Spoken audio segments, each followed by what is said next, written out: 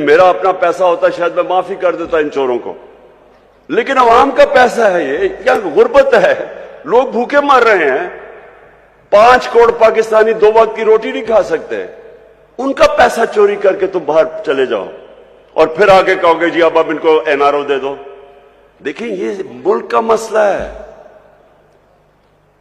میرے نبی صلی اللہ علیہ وسلم نے واضح طور پہ کہا کہ جو قوم چھوٹے چوروں کو جیل میں ڈال دیتی ہے اور بڑے ڈاکوں کو معاف کر دیتی ہے، NRO کر دیتی ہے، نہیں پکڑتی، وہ قوم تباہ ہو جاتی ہے۔ آج اب کوئی غریب ملک میں چلے جائیں، کیونکہ میں نے ساری دنیا دیکھی ہے، کسی غریب ملک میں چلے جائیں، غربت کا اصل وجہ یہ کیا ہے کہ وہاں طاقتور قانون سے اوپر ہے، کمزور جیلوں میں جاتا ہے۔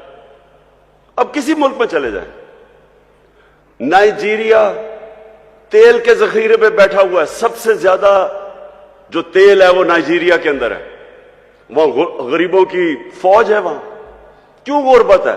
کیونکہ ان کے اوپر لوگ بیٹھ کے پیسہ چوری کر کے ملک سے پیسہ باہر لے کے جا رہے ہیں۔ سوئٹزرلینڈ چلے جائیں، سوئٹزرلینڈ میں کوئی وسائل ہی نہیں ہے۔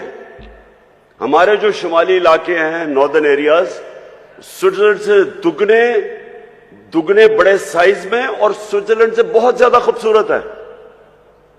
وہ ملک جس کے پاس ہے ہی کچھ نہیں سوائے پہاڑوں کے، وہ دنیا کا سب سے خوشحال ملک ہے، کیونکہ سب سے زیادہ دنیا کے اندر انصاف سوئٹزرلینڈ میں ہے، سب سے زیادہ قانون کی حکمرانی سوئٹزرلینڈ میں ہے۔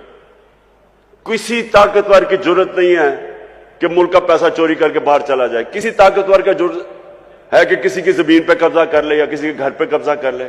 قانون ہے، انصاف ہے۔ حضرت علی رضی اللہ تعالیٰ نے فرمایا تھا کہ کفر کا نظام چل جائے گا لیکن ناانصافی اور ظلم کا نظام نہیں چل سکتا۔